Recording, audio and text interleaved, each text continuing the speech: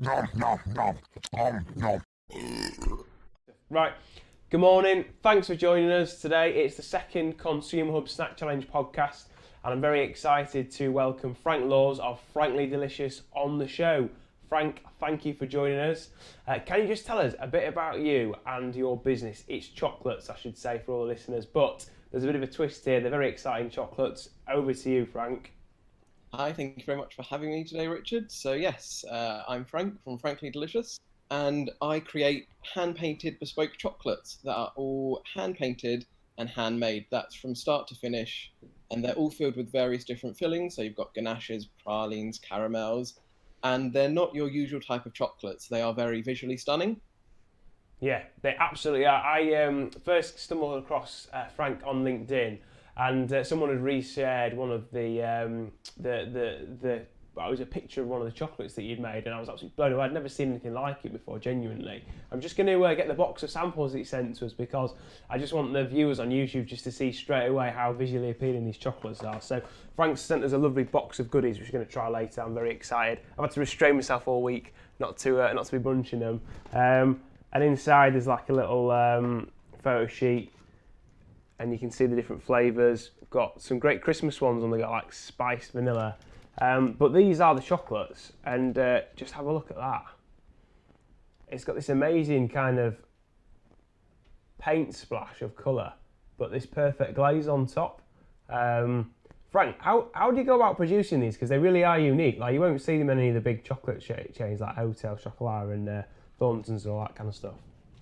So the colouring is just coloured cocoa butter, which I buy in bottles, and then once it's tempered, it acts literally just like a paint. So Yeah, it's like being in art school or art class where you just get to play around with all these different coloured paints. yeah, So with the mold, there's 32 cavities of the little domes, yeah. which have to be hand polished Oof. individually. Otherwise, you don't get the shine from them. Wow. So when chocolate and cocoa butter adhere to something, they pick up the surface. So Yeah, if it's a nice, clean, shiny surface, you get the really high shine on them. yeah. So what? You just how many layers are going in there? You said 30. So there's 32 individual holes on a tray. Ah, So the process from start to finish is I have to hand polish the molds twice, yeah, once with a fiber cloth just to make sure, and then I clean them with 100% alcohol just to yeah, make sure there's no cocoa butter from the previous batch. And then they have to be hand painted. yeah, So yeah. for the one you just showed, the vanilla one, I flick on the green and the red just with my hand, and then once that's it, I airbrush the white color on in the back, Ah, and then really? yeah, so Right. it is literally art. So I use paintbrushes, airbrushes, all different kinds of techniques to get the different effects. And Wow. then once the cocoa butter is set, I then fill the mold with tempered chocolate and then tap it out. So you get a Yeah, little shell. And then once that has set, you put the filling in. So for that one, there's a spiced vanilla ganache. yeah, So that's piped in. Then that has to set. And then on the bottom, you just get the final bit of chocolate just to seal it all in. yeah, yeah. That is really interesting. I'm going to come back to that in a bit about the technology and the amount of time and effort and sheer love that you put into it. But I know a lot of our listeners will be really interested just to understand a bit more about your story, Frank, and where you're from. What's your background and how have you got into the exciting world of hand finished chocolates? So my story begins after I finished sixth form now Yeah. 8 years ago. So I hated sixth form, Oh yeah. didn't want to go to university. Yeah. So I moved to York to live with a sister. Hmm. I'm originally from Suffolk. Oh yeah, yeah. So I just got out of home for a while, for about a year and a half. But while I was working, I did some baking. Oh So yeah. I made cupcakes and took them into where I was working. Everyone loved them. And I was like, Yeah, oh, yeah. let's try making a business out of it, as everyone does. Yeah, yeah. So I moved back in with my parents, started up a cupcake business about 7 years ago. Oh really? Ah. And It's yeah, not your so first this rodeo then? yeah, this isn't my first food rodeo, but at the Yeah. time I was kind of a bit of a stubborn teenager and I only wanted to make cupcakes. I didn't do anything else. Yeah. And I had no idea what I was doing. So I kind of bumbled around, and then about a year in, I realized I needed to get back out of Suffolk. Mm. So I decided to go to university. Yeah, yeah. I have a degree in classical composition in music. Oh really? So I studied at Leeds College of Music, Oh, okay, um, yeah. which is interesting because in my sixth form, I got a D in music. So Yeah, I yeah. didn't do well at sixth form, but I did foundation, so I got back into it. Spent 4 years at university. Really enjoyed the degree, but in my first year of the degree, I realised that I didn't want to do it as a profession. So So, what's your instrument, Frank? so my degree is composition, so writing all the music. But I am a trained singer, pianist, and viola player. Ah, okay, yeah, yeah. Have you got a preference to piano or viola, or? Well, I haven't played the viola in a couple of years, so Okay. piano at the moment. But also trying to learn the auto harp, which is kind of a American folk instrument. Oh yeah, So yeah, that's yeah. at the moment.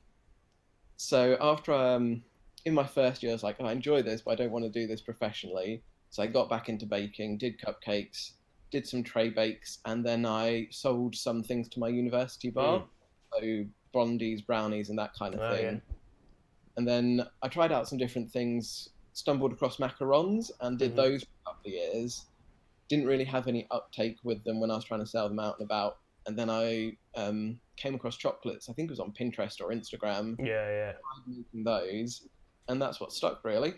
So it sounds like there's a big thread in the theme there of being creative and also kind of yeah. I guess if you're you know, actually putting the pieces of music together, there's a bit of alignment there with crafting these chocolates. Do you feel like you've got a bit of a creative DNA? Is that kind of what gets you going? What keeps you motivated? Yeah, I think so. Especially with like music and food are the two things I like in life. So there is Yeah, the creative thread. So even though I'm not doing much music at the moment, there is still like the making and the creating yeah. and that side of things. Oh, okay, yeah. Who's your favourite composer of music? Oh, now that is that's the big question. Um, so my degree was in modern classical, so it's kind of 20th, 21st Oh century. yeah, yeah, So, oh, at the moment, it kind of varies from week to week. But I love stuff by people like Zoe Keating, who's a cellist, okay, yeah, and Anna Meredith, who yeah, does yeah, electronic funk, and she yeah, does yeah. quite a lot of soundtracks for stuff like Eighth Grade and things like that. Oh yeah. Do you like any Steve Wright, Philip Glass kind of modernist stuff? Or Um, yeah, I do listen to it every now and then. That's kind of yeah. yeah, I do enjoy it, but that's kind of where it started. I like the stuff that's a bit more up to date. Ah, okay, yeah, yeah. That's fair enough. Yeah, I'm not a massive classical buff, but yeah, the like Philip Glass, Steve Wright got really quite into them at uni just because of good revision music, get me in a flow state. Because Yeah, out of it's that, very, it was Gladiator soundtrack. yeah, it's very good. um, Like getting the move and get you going. yeah, oh, definitely, yeah. And I quite like a bit of the romantic stuff like Smetana, Vlast, and all the Hmm. romantic sort of stuff. But right, so that's really interesting. So what music do you have on when you're doing your chocolate then? That's a big question. What gets you in the flow state for chocolate? Well, at the moment, I'm normally listening to like audiobooks or podcasts, Oh, I love it. cram in as much information as possible while I'm Yeah. also making, because it is quite a not relaxed environment, but because I do Mm. have that capacity to listen to things at the same time, I can do it. It's not Yeah. like I'm trying to write scripts or anything. Yeah, So yeah. just opportunity. Okay, yeah. No, so go on. What podcast are you listening to at the moment then? What do you recommend to our listeners?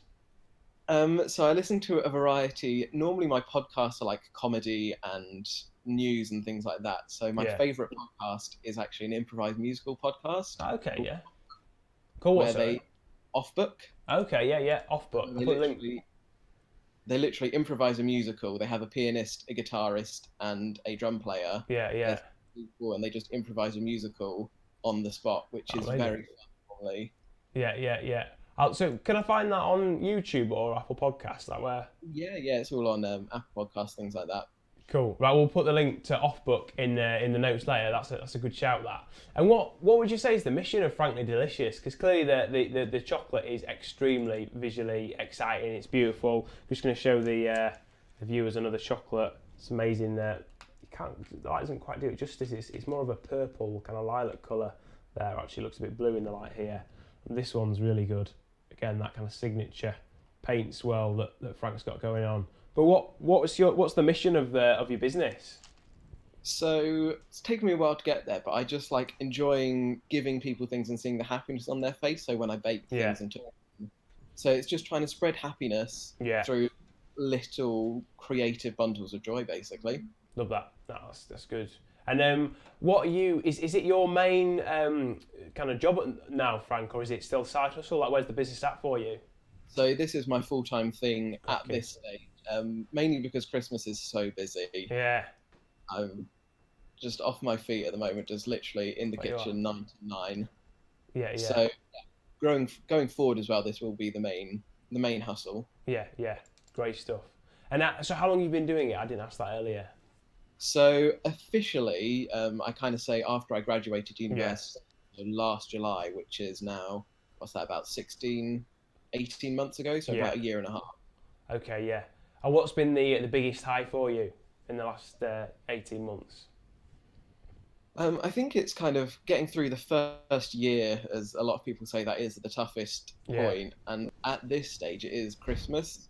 So I've already beat my target of Mhm. kind of what I wanted to do for Christmas. Have you?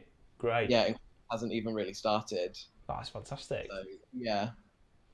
So that's pretty exciting then. So you've managed to make it your main hustle, not just side hustle. Smash your Christmas targets before we even got to December. What's been the lowest point? Because there's always a low for every high, isn't there?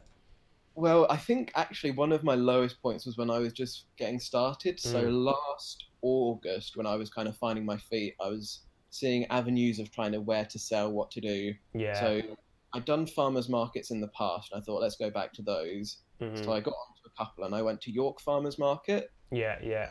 Very dreary August.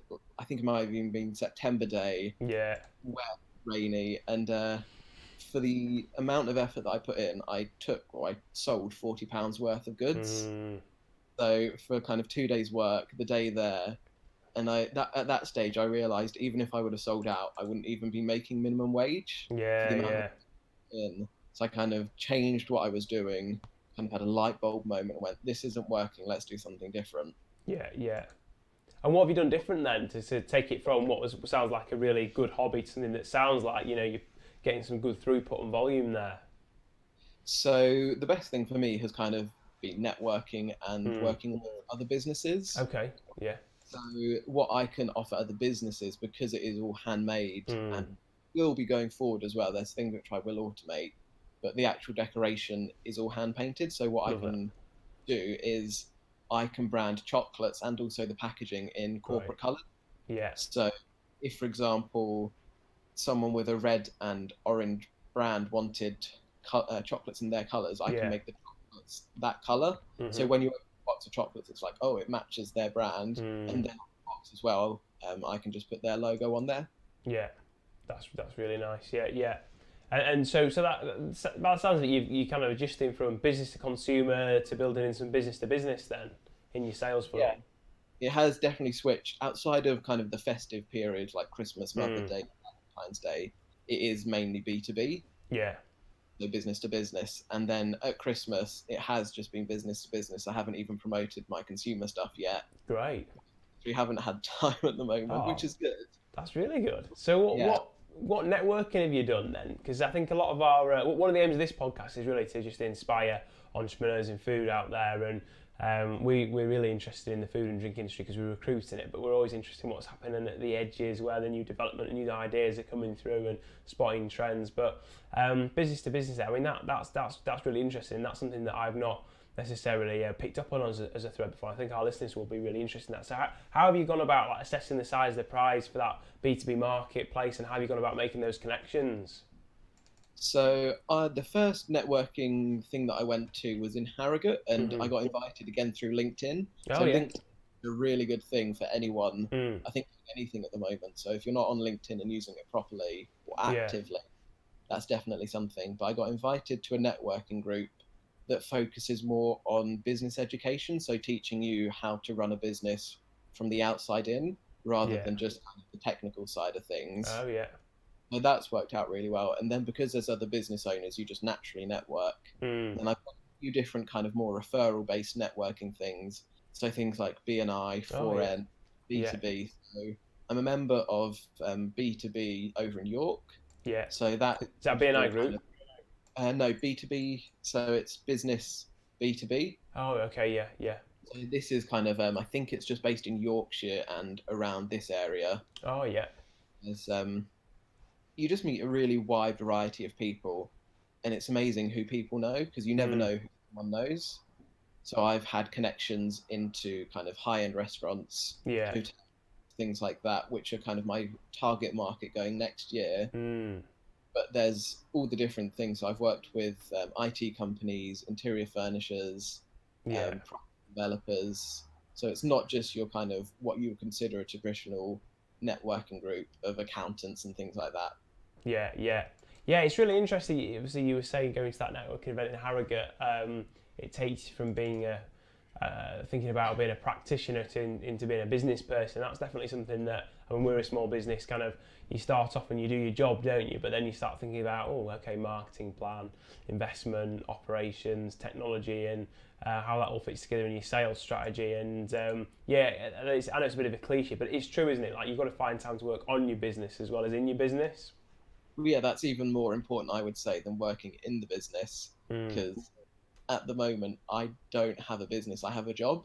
Mm, mm, If mm. I stepped away, literally the entire function ceases. Yeah, But the target and the goal is to have it fully operational, where I can step out and either sell the business or have it as something which runs along, and then I can move on to something else. great. Yeah, yeah. No, that makes complete sense. So, very, very like steep, sharp sort of journey up the hill on growth and getting it into your main hustle, which is really exciting. What's the next couple of years going to bring for you? Like, what are your plans going forward? You touched on the high end restaurants. That sounds really interesting.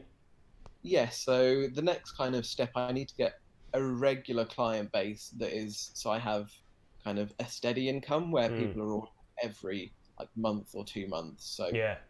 I turn over to like restaurants, hotels, where they're gifting them more than Mhm. selling, like favors at the end of Yeah, it yeah. or in a room. And then once I've got that, so hopefully at the beginning of next year, I need to move out of my flat because I'm still based from home. Okay. Yeah, yeah, It happens in my flat kitchen, yeah.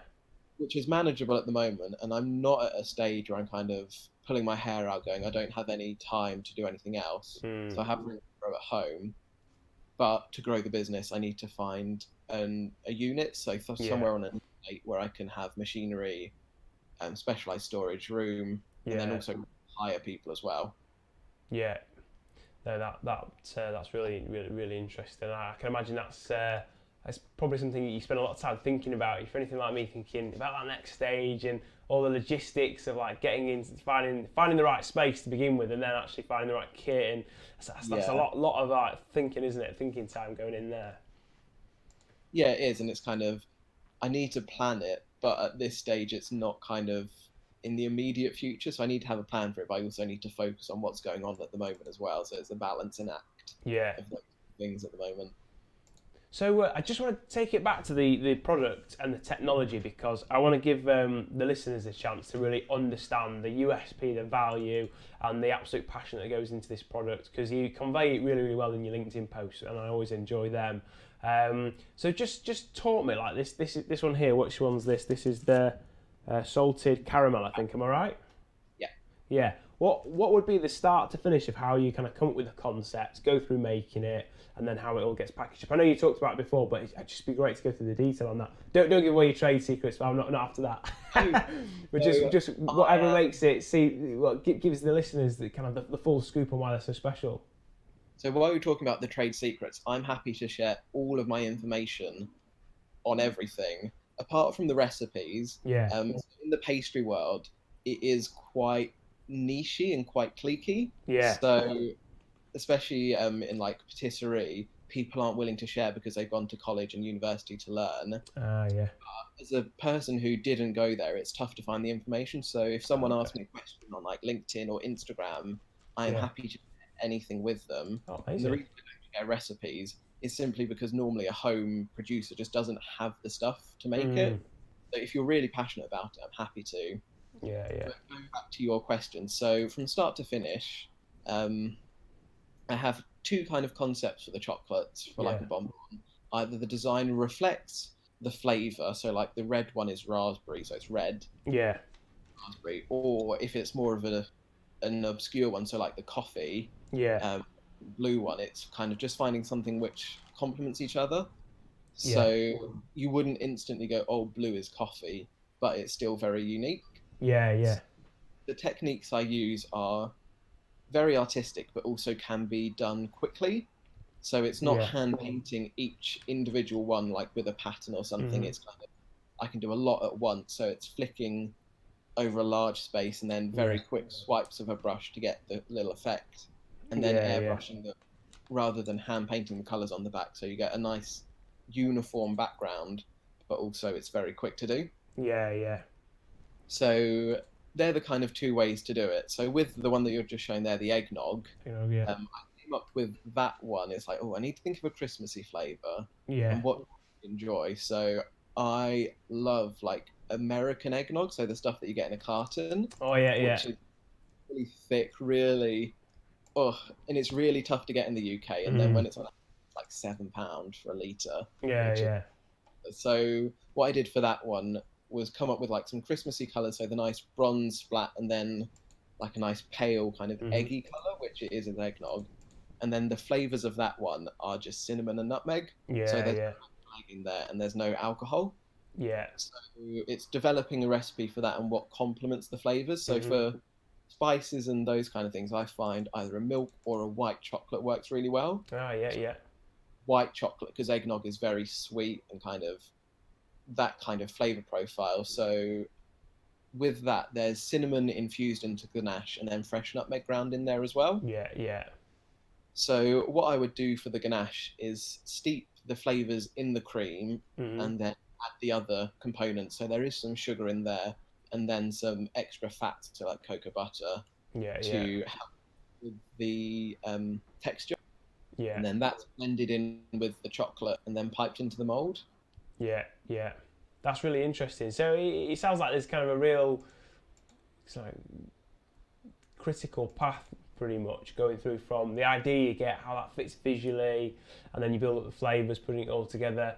I didn't ask this before actually, but it's interesting when you talk about target market. Do you ever see yourself doing weddings? You know, doing favours for weddings and getting in with kind of caterers for events, or?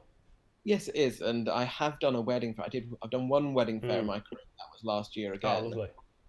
but they're quite expensive relative to the event to Mm. attend and then take the product as well. Yeah. And I discovered that you don't get much from them unless you really kind of pressure people on the day. So I've done a friend's wedding, so I've done those kind of things Hmm. for a product. But going from next year, I'll be approaching more the venues and getting to know Ah, the yeah. event organizer, so that I'm Yeah. selling myself like one or two people Mm. who can prefer me rather than 10, 20, 30 couples in a day who have got Yeah. so much information thrown at them that they probably honestly won't remember what actually happened when they came to the wedding fair. Yeah. Yeah. That's a great point. Yeah, I guess if you get in with a venue as well, then there's a more targeted amount of content they're consuming when they go to meet the venue around services and what they can offer. Whereas a wedding fair, it is a bit of a free-for-all, isn't it? Yeah. Right, that's really interesting. Well, yeah, I feel like that's a pretty good roundup on your story, the product, the USP, where you're going. I guess just want to get into the detail of trying the chocolates. They've been sat in front of me, tempting me for the last 2 days. So I guess key, crucial question, Frank. Yeah. Which one of the ones that you've sent us do you recommend? Which one's your favourite? So I would recommend the salted caramel because Yeah. it's probably the most popular flavour that I do. Yeah. But my personal favourite from the ones I sent you is probably the coffee one. Okay. Blue one. Yeah. So I'm a big coffee fan, and Yeah. milk chocolate is my favourite chocolate. So Yeah, it's yeah. nice and sweet, but the coffee flavour is there. Great. I want to give this a whirl first because it's your recommendation and also a bit of a coffee fiend myself, so let's give it a whirl.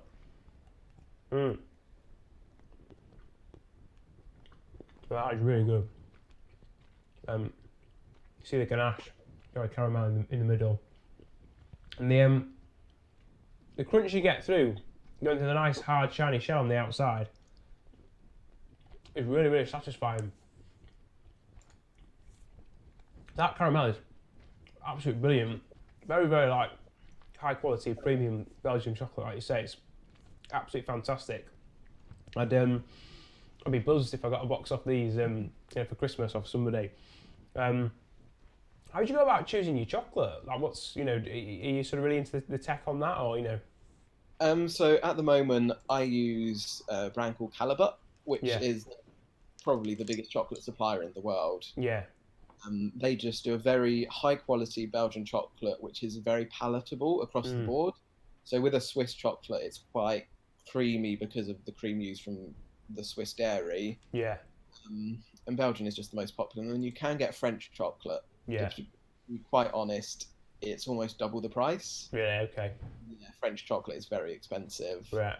Also, Calibut themselves, they offer a really good training program. Mm-hmm. So they have quite a lot of free resources online, Right. and they have something called the Chocolate Academy, Yeah. and there's 8 across the world, and there's one in the UK, which is down in Banbury. Okay. So I'm training with them just on fundamentals of chocolate, so like decoration, recipe development. Great. So you can go spend 2 days with them, and the guys down there are just amazing. They will help you with anything that you want and answer all your questions. Wow. Really go into detail. So what business is that? Calibut, did you say? Yeah, Calibut, and then they have a sister company called Barry Calibut, and Oh yeah. that's the French branch, and Yeah. then Calibut is the Belgian branch. Calibut. I'll check the spelling and the link on that, and then I'm going to put that in the notes and comments later, because I think listeners who've got a passion for baking and chocolate and making and creating could be really interesting to see more about the supplier in the school. That sounds amazing. I want to go for the eggnog next, because I've never had an eggnog chocolate before. It really intrigued me. So probably visually this is one I like the most, because it's got that kind of I used to have chickens growing up. My mum and my brother kept them, and it reminds me of like a really nice kind of dusty eggshell, one of the chickens that we used to have. But give it a whirl. Yeah, that was really special. That is fantastic. You absolutely nailed the eggnog flavour there. Yeah, I was really pleased with how it turned out. Kind of, I was like, do I actually incorporate like actual eggnog? But I was like, no. So when I am recipe developing, it's trying to get the elements of the flavour. So just the nutmeg and the cinnamon. There are a few other spices. I thought for a nice blend that isn't too overpowering, it turned out really well. Yeah, I'm really pleased with it. Have you got nutmeg in there? Yeah, so it's just ground fresh nutmeg, and Oh. then a cinnamon stick is infused in there, and then that's removed Yeah, before blending. it's fantastic. One thing I will say as well to the listeners and the watchers is sometimes when you get Belgian chocolates with praline fillings, the fillings can be quite oily compared to the chocolate, but these are really nice and fresh. Just sit in your mouth nice, and there's not that kind of like oily coating at the end. It's just fantastic. I don't know how you've achieved that, but it's brilliant. Just like melts in the mouth. It's just brilliant. That's again another branch of which I never thought I'd have to do, but it's science. So I have to do like chemistry basically. So it's a formulation of getting the ganache right, and there's a general formula of a blend of fats, sugars, and chocolate, where it has the right mouth feel. Yeah. So it's not too oily. Yeah. So you have to formulate each one so it has the right amount of fat. So if it's not got the right amount of fat in the chocolate, you can add it. So you can add like cocoa butter. And then the blend of sweetnesses. So I use a few different types of sugars depending on how sweet it is. Yeah. It's great, yeah, just so Moorish. Right, on to the next one. I'm going to go for the hazelnut. Again, it's a shame it doesn't come across in the light here, because it's a really good like lilac, lavender sort of colour, with this fantastic sort of starburst effect on the top. Yeah. No, really good. That is you can really taste the roast kind of hazelnut flavour. It's a lot more nutty and wintry than say Nutella. Sorry, I don't want to compare your products to Nutella. They're a lot better. But No, I'm just saying it's definitely distinguished. I was expecting Nutella, maybe something similar, but it's a lot richer.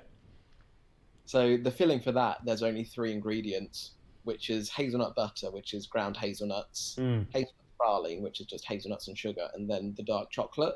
So there's nothing else in there, which makes that one a dairy-free, and then also gives it a really creamy texture. And as you're mentioning Nutella, I do actually have a hazelnut spread, which I have formulated. So I sell jars of both milk chocolate version and then a dark chocolate version. So it's better than Nutella for various different reasons. Yeah. It's good that. Could see the filling working out quite well on a Sunday pancake. That. Yeah. What about this raspberry one then? So has this got real raspberries in? Yep. So all of my fruit ones incorporate real fruit puree into the filling. That's great. So that one there again is actually vegan as well. So that is something which I am keen on moving forwards professionally, ecologically as well. The dairy-free and vegan market. Yeah.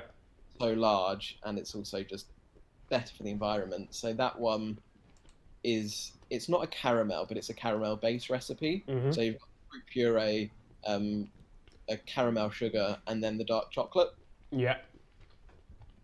It's great as well to have the offering for people that are vegans as well. You know, it's just like you say, if you're wanting to make your brand all about people getting around, enjoying, bringing happiness to people, it just makes it inclusive, doesn't it? There's an option there too. And then spiced vanilla. So that is stunning. Loads of good colours going on. I'm getting looks here from my colleagues. I think he thinks I'm eating all the chocolates. I'm going to leave them out. But, that's great. What spices have you got on with it, Frank? So that one is just cardamom. So there's vanilla bean paste and then cardamom in the ganache. So it's not so different that it might put people off, but it's quite palatable across the board. So it's quite warming without it being too different. Yeah. So which one? You said your favourite one was the coffee, didn't you? Yeah, the coffee one. Which one do your family like the best? So my mother enjoys I think she likes the eggnog one at the moment the best. And then my dad, I think his favourite one is one that I could do called tonka bean. So that again is a white chocolate one where it's got tonka bean infused into the What is tonka bean? That sounds quite Willy Wonka, that. So tonka bean is quite often used in perfume, so you'll often find like a vanilla bean flavour. It is this little bean that it looks a bit like a dried date, but is a soft bean. And unfortunately in the 50s it got some bad press in America. So people are kind of not scared of it, but it is actually illegal in America to use it. Oh, really? Because there's a chemical compound in there called curamine, which is actually found in cinnamon, but it's just slightly higher quantities in tonka bean. And they did studies on rats, and it is in very high quantities. It's bad for you, but the amount of tonka bean that you'd have to eat, you would be probably very ill from other things before tonka bean. That sounds like a snack challenge for one of our next podcasts. I'll see if I can get on the tonka beans. I'm going to go end on the salt caramel because you said that was most popular. And that is very good. I've yet to find anyone that doesn't like salted caramel, so I can see why it's the most popular. It's great. Yeah. It's kind of been popular for a while, and I don't think it's going anywhere either. It's really good. Lovely, really lovely caramel. It's great golden colour. And again, I've had a lot of chocolates in this session. Very, very tasty. There's just no oily aftertaste. It's brilliant. Just such a clean palate on those chocolates. I'm just really impressed. Well, Frank, it's been an absolute pleasure having you on board today. It's been so interesting just to hear about your music, your creative passion, the tech on the chocolate. I really appreciate as well how frank you've been, no pun intended, but on all the trade secrets. And I'm going to put links in there to the Calibo School, to podcasts that you recommended. And also, more importantly, Frank, if people want to reach out and get in touch with you, if they like what they've seen today and they're interested in what you could do for their business or their event, what's the best way for them to reach out and how can they find you? So you can find me on my website, which is frankly-delicious.com, and that has my Christmas products, which are now available. The best place to contact me is on Instagram, which is frankly.delicious, and then you can either message me or send me an email, which is all on my website and my Instagram. Great. Well, look, thanks again. It's been an absolute pleasure. I've really enjoyed our chat together. And yeah, I'm going to continue to be following your adventures in chocolate on LinkedIn. Keep us posted. And yeah, if you're listening or watching me and Frank having a chat today, please do reach out, follow Frank on Instagram, follow him on LinkedIn. Does some really, really good content. And I hope you found today interesting and insightful. I certainly really enjoyed hearing all about Frank's journey. And again, thanks to everyone that's listening and watching. Really appreciate your time and investment in what we're doing here on the podcast. Thanks for listening. See you next time.